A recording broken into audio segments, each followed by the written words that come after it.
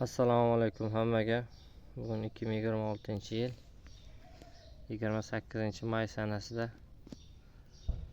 Kober 5BB payvandtaklarimizning bugungi holati mana shu holatda. Kober 5BB payvandtagini yetishtiruvchilar o'zi biladi, ular mayin holatda o'sadi.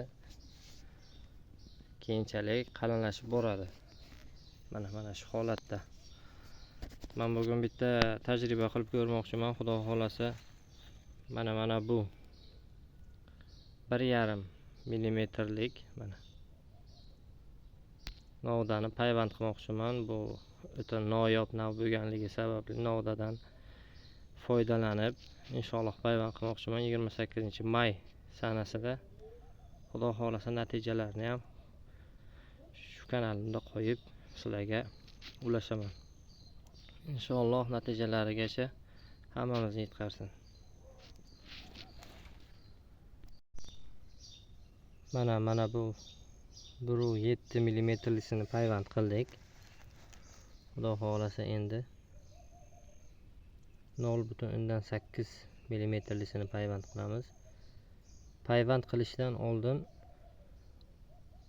yuqori qismini plyonka bilan o'rab olib keyin payvand qilinglar, chunki payvand qilgandan keyin novda o'ta zaiflashib qolib plyonka o'rash juda qiyin bo'lib qolar ekan. Shuning uchun birinchi avval yuqorisini plyonkasini bog'lab keyin payvand qilinglar.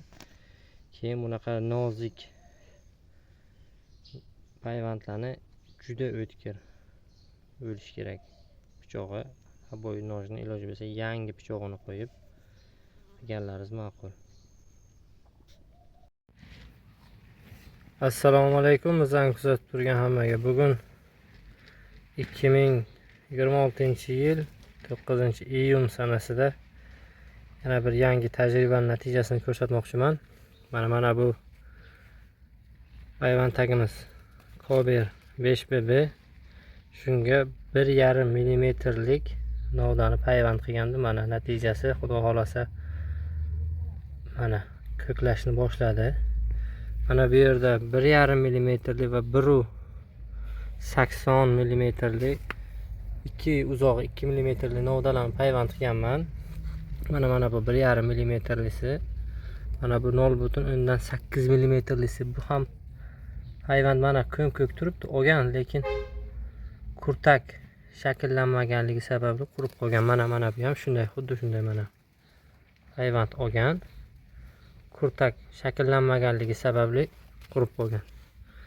Mana shu yerda 2026-yilni 29-may sanasida payvand qilingandi. Mana natijasi mana harakatga kelgan. Bu 1,5 millimetrlisi. Mana bu 2 millimetrlisi. Mana bu 1,80. Mana bu ham harakatga kelgan. Mana pendiklari uyg'ona boshladi. Xudo xolasa o'sishlari yomon emas. Bular shu yil payvand qilingan yangi uzum navlarimizni bachchilardan olib payvand bo'lgan. Mana shu holatda o'sgan. Bugungi 9-iyun sanasida bu navimiz xudo xolasa Kober 5BB ga payvand qilingan. Arra 36. 5 ta payvanddan xudo xolasa 3 tasi oldi. Mana bu 0,8 millimetrli olmadi. Pindiq shakllanmaganligi sababli mana bular harakatga kirdi. Xudo xolasa bu tajribamiz ish berdi. Kanalimizni kuzatishni davom etinglar. Inshaalloh bundan ham ko'proq yangiliklarni qo'yib borishni davom etamiz. Sog' bo'linglar, salomat bo'linglar.